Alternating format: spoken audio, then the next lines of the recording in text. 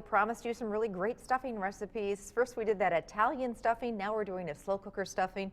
And the recipe comes to us from Tanya of Green Bay. Good morning. Good morning. She's cooking for 18 this Thanksgiving. You're a woman after my own heart. And sometimes there's just not enough room in that oven between the turkey and the pumpkin pie and the side dishes. So out comes the slow cooker. And that's another reason why we just fell in love with this recipe, because I love slow cooker recipes. And I think a lot of people have that issue where we don't have 10 ovens, you know? That's right. That's right. And it's also a really good make ahead. So you can do the prep beforehand and just throw it all in the same day or the next day, and you're set to go 2 hours later, and you have the best stuffing ever. I'm loving it. Okay, so put me to work. First of all, we peeled some apples. I'm dicing some apples, and I'm dicing up some celery, correct? Yes, and what I usually do is about a cup kind of recipe. A cup of celery, a cup of apple, and then a cup of the chopped onion. Okay, and do you use the celery leaves too? I do. You know what, I think people throw those out, and they're full of great flavor. They do, so. they do. It's really good for in a stock. Yep. And then the melted butter. Okay. And then the parsley and the herbs. Okay, so I'm going to melt the butter. Now, while I do that, tell us about the bread, because we're not using the store-bought cubes of stuffing. No, I always make my own bread cubes. And boy, I can already tell what a difference that makes. So tell us how you did that, Tanya. You use 2 long French loaves of French bread. The biggies, okay. Cut them into 1/2-inch increments. Okay. Toast them in the oven at 300 for 20 minutes, flipping after 10 minutes. On a big, like, a jelly roll pan? Just big baking pan. Okay, okay. And then when they've cooled, you cut them, re-toast them for 5 minutes, and they get nice and hard. It beats any store-bought crouton. I can tell you can tell right away. It's homemade. They're nice big pieces. And yes. Can you get that part of it done a few days ahead of time and kind of in Ziploc bags or? That's what I've been doing for the last couple of days. I've been working on these and getting them ready for today. And yeah, a couple days up ahead of time. And like I said, with the veggies, put them in separate bags, stick them in your fridge for the day of, just get them out, toss them in, and you're good to go. That's exactly how I do my Thanksgiving dinner. Okay, so I got my celery. Here's your butter. Okay. Then I'm working on the apples. Is the onion. Okay. It's going to go in. Okay. And there's no rhyme or reason. Just put them in any which way. I love the idea of a little bit of apple, though, just for that little bit of sweetness. And then I use a teaspoon of salt, a teaspoon of pepper. Okay. Just going to go right in there. And this is where it all comes together. And remember, because we did not buy the pre-seasoned stuffing cubes, I said, whoa, Tanya, that's a lot of seasoning. Yes, so you can use a tablespoon or 3 teaspoons of ground sage. Okay. And then there is a teaspoon of your marjoram. Okay. And then a 1/2 teaspoon of ground thyme, which has got to be one of my favorite spices of all time. It's got that, just smells kind of like fall and holiday and stuffing. And then all that. savory. And you know, if you don't have these in your house, all these herbs, you can just go ahead and use a tablespoon of just the poultry chicken seasoning. Okay. Which is going to do the same thing that this does. Okay. Or I would say a couple tablespoons, right? Because yeah, 1 to 2 tablespoons, depending on how spicy you would like it. And so I'm just kind of rough chopping this. Is that okay?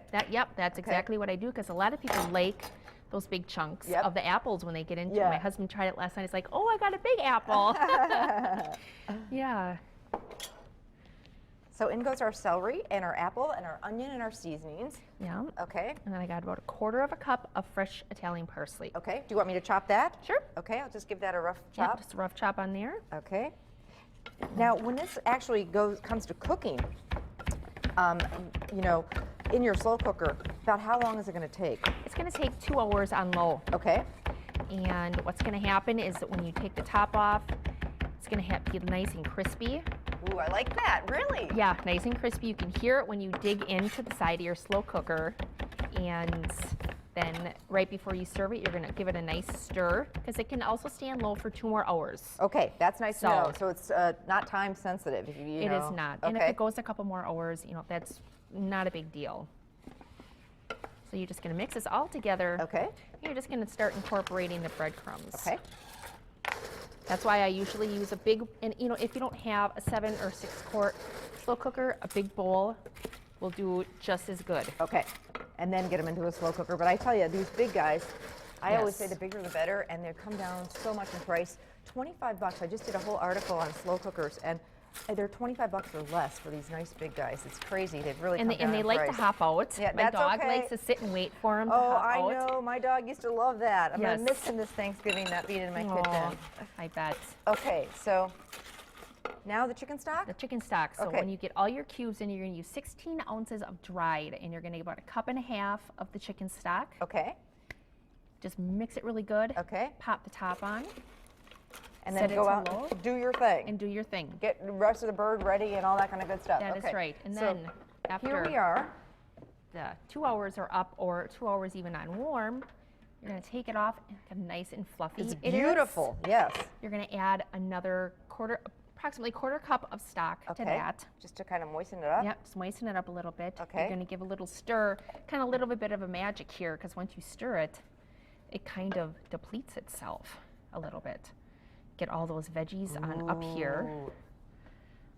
You could smell this. It just smells like Thanksgiving. There's nothing better. I mean, It that's makes your house. You hear that crunch? Yeah. Yeah, And I'm yeah. so surprised how we got it still crunchy in the slow cooker. It's insane. And you can mix it more if you would like. If Yum. you'd like a little bit more moist, you can always feel free to add more stock, or if you want it a little bit spicier, add more spices. It's pretty much a catch-all. You can kind of make it your own how you want it. It's just a great method, though, and Yes. remember you're gonna have the gravy to go on top of it. But I love the idea of a little bit of a crunch. I really Oh, do. I do too. I want to make sure Dan gets some crunch here. Dan, Alrighty. Dan just showed up. You just smelled picked the the right stuffing, thing. didn't you?